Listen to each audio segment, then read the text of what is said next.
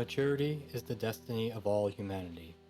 Yet the journey may seem daunting and perilous at times, for even when we are the appropriate age to be considered fully developed, it is sometimes hard to accept that we are the adult in the room and responsible for our actions and the environment where we live. You without making his obedience, yet you said nothing. Why? You're what, 26, 27? I'm 30 next Friday, sir. 30. It is important to remind ourselves that the quest for reaching maturity is a never-ending journey. For one can even reach a level of maturity in one moment only to find themselves just as incompetent and emotional as a child in the next moment. Wrong, McFly? Chicken? What did you call me, Griff? Chicken! McFly! No, buddy. In my previous video, I discussed the 4 masculine child archetypes outlined in the book King, Warrior, Magician, Lover by Robert Moore and Douglas Gillette. Today I will be discussing a specific mature masculine archetype, one that dominates storytelling all around the world, going back to ancient mythology and our current media environment. The archetype of the warrior. No topic is covered more thoroughly in the annals of history than warfare. It dominates both historical records and artistic works of fiction. That is perhaps because wars are vehicles for change in both the physical world and in our internal world. The study of history is the study of our ever-changing environment. Scholars study warfare as it depicts the liminal space between different worlds. Who's there? French Revolution! Fire! Different ruling parties, different ideas and forms of government. This has not happened much in the history of the world. We are an army out to set other men free. Artists as well from all genres can't help but depict war as a backdrop for our dramatic and romantic lives. Before I go on, it's important that I define exactly what I mean by masculinity. Please know that when I discuss the masculine archetypes, I am not segregating out females, girls, women, and non-binary people. Carl Jung believed that everyone had within their subconscious masculine and feminine traits, which he called the anima and animus. Please know that I believe all people are capable of embodying masculine and feminine archetypes, even if I use predominantly male pronouns and images. In my essay on the child archetypes, we ended with the hero, who is the peak of child development. I mentioned that, well, the divine child is the embodiment of the parents' and society's expectations for that child. The hero is the embodiment of everything that child envisions for themselves. Accessing the hero energy pushes the child into the mature adult world. Hello! I'm down here! The crucible the hero faces transforms the child into a more responsible person because the hero finally takes responsibility for his own survival and development. Come on, Spider-Man. Come on, Spider-Man. Come on, Spider-Man! Oh, come on, Spider-Man! And the mature warrior takes a higher responsibility. Carl Jung posits that every human has a base code like an operating system. The structure of that operating system comes out in the themes of our art. Jung's studies finds common themes among art and literature from different countries and cultures all around the world. The monomyth popularized by Joseph Campbell's hero's journey in The Hero with a Thousand Faces is an example of these common themes. The monomyth begins with an average person that is full of potential, who is called to adventure, endures trials, fights temptation, transforms himself, defeats his enemies, receives a reward, and returns to the everyday world having changed. It is the warrior who emerges from the hero's journey. The warrior holds power to effect change in himself and the world around, and with that power Comes great responsibility. the warrior who emerges from the hero's journey is ready to take action not just for himself but those in the world around him, devoting his energy to a higher cause.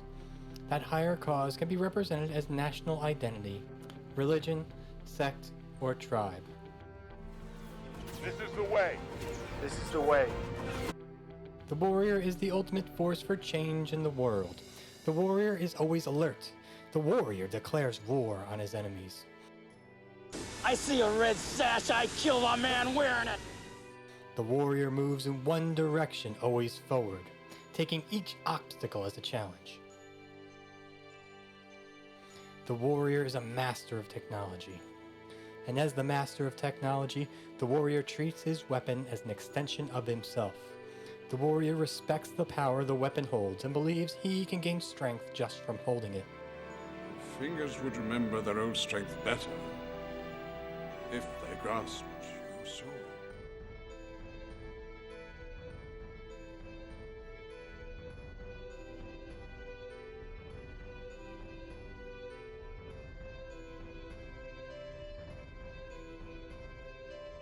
Honing and cleaning a weapon can be a methodical ritual for the warrior, and it reminds him that his true weapon is his mind and body, and both must be kept clean, sharp, and ready for battle. For the warrior must be prepared whenever they are called upon for battle. Troy's mother to us all! Fight for her! To the warrior there is no higher calling than to protect their own home and family. Not my daughter, you bitch! And when a warrior's back is against the wall and he is facing the end, the warrior can take solace in knowing their defiance alone can be a victory in itself. For a warrior is prepared to give everything he has for the higher power, for the cause.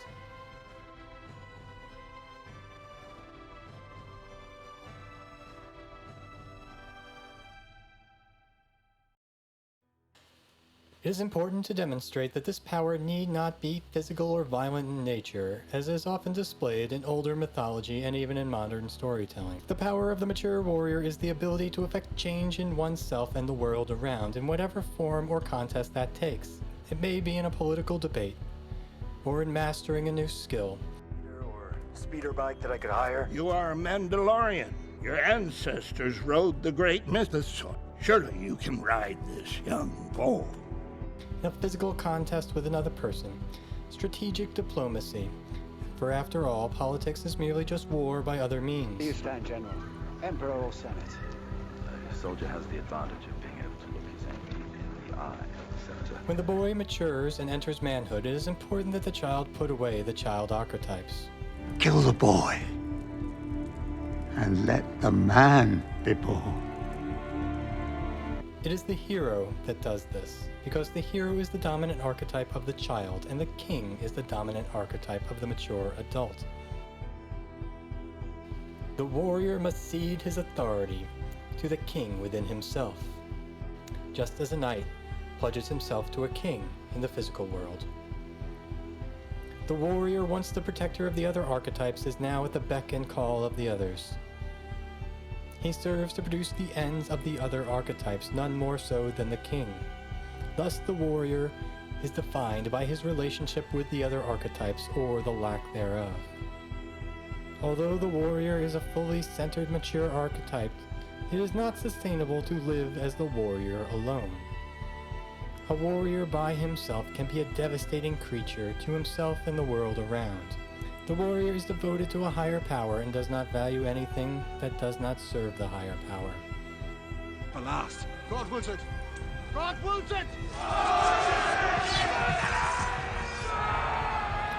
In this, the warrior can be manipulated into fighting for the wrong cause. When the warrior energy is accessed in the fullest, the warrior is emotionally detached. Just as a warrior dons armor to protect himself from his enemies, the warrior must push loved ones away so that he has room to swing his sword and devote his full frontal focus to the task at hand. I said it was okay. John, it was stupid of you to go there. Sorry. I didn't need your help. I can take care of myself. What's wrong with your eyes?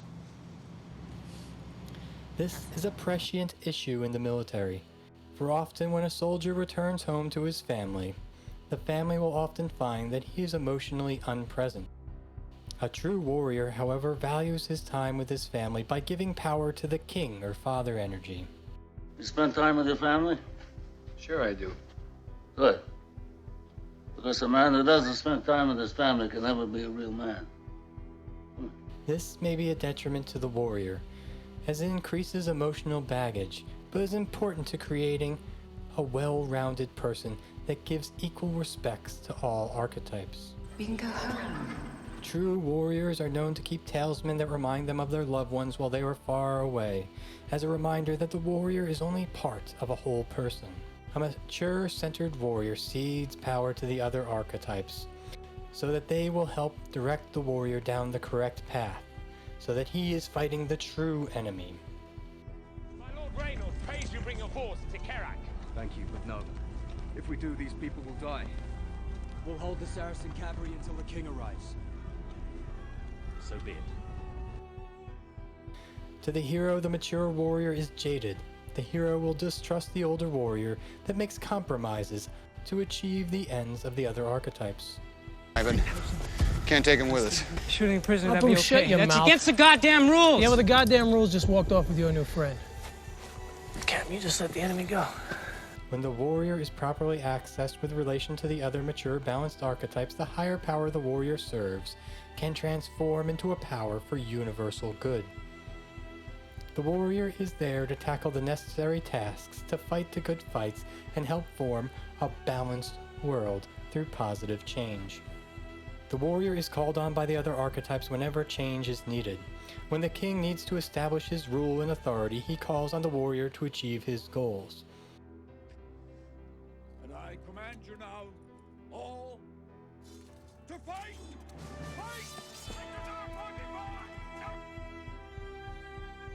When the magician needs to learn a new skill, it is the warrior that strategizes and endures the tasks. When the lover needs to become a better person for the benefit of others, it is the warrior that declares war on himself and pushes himself to improve. I ask nothing of you, only that you will always speak to me clear and true.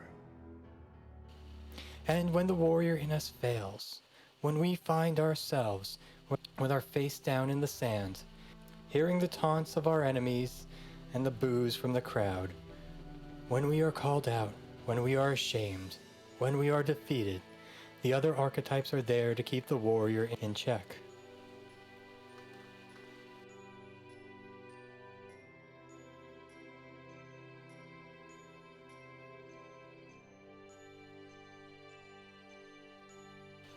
The mature adult cannot allow oneself to strike out in anger or fear. If the warrior is not kept in check, we risk giving in to the shadow warrior. The shadow warrior is the most dangerous side of oneself and is often depicted as a villain in mythology. This is the bipolar, uncentered warrior.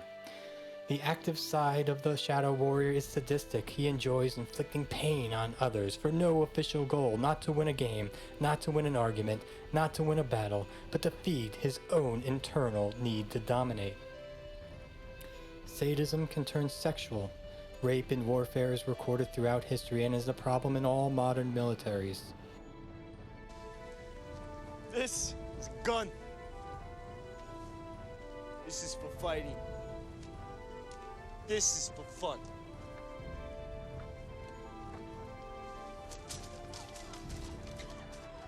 While this action is rightfully commonly considered an act of male domination against the female, sexual assault can occur by anyone to anyone at any time.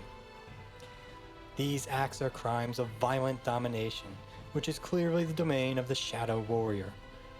The mature, centered warrior must declare war on himself, holding himself accountable for all urges, desires, and actions. This is a battle the warrior must fight both internally against their own aggression and externally against the aggression of others. The world saw how this played out in legal proceedings of Nazi soldiers following the Holocaust at the end of World War II.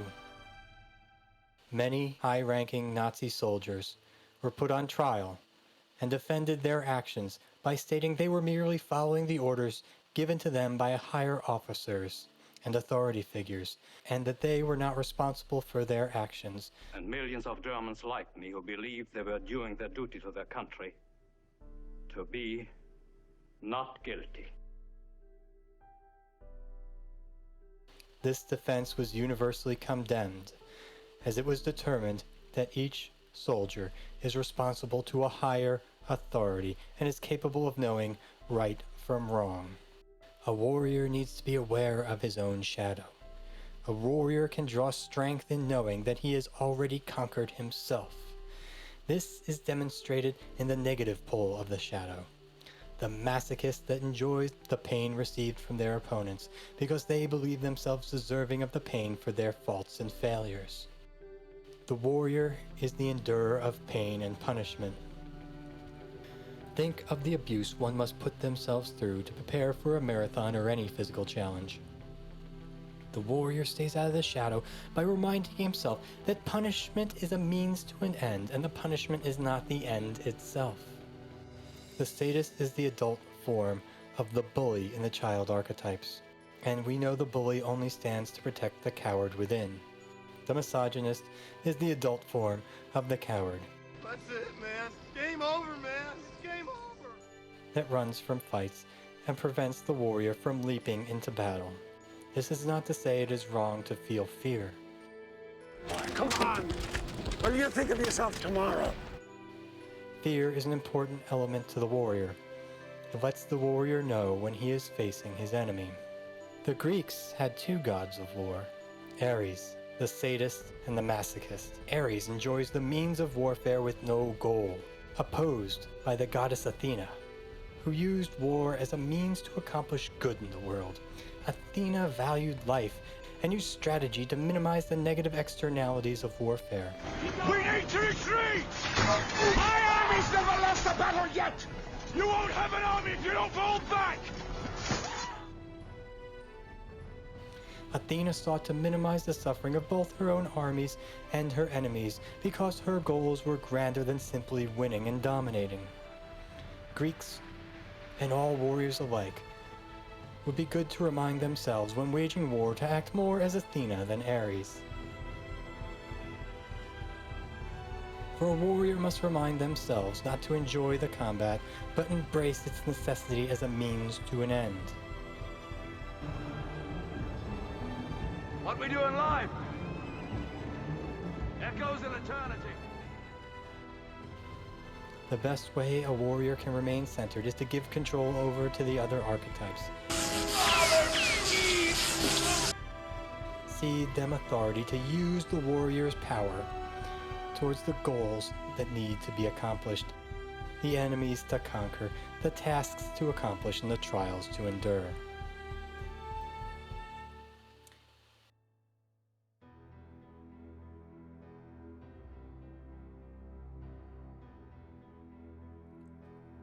This has been a production of Minimum Effort Media.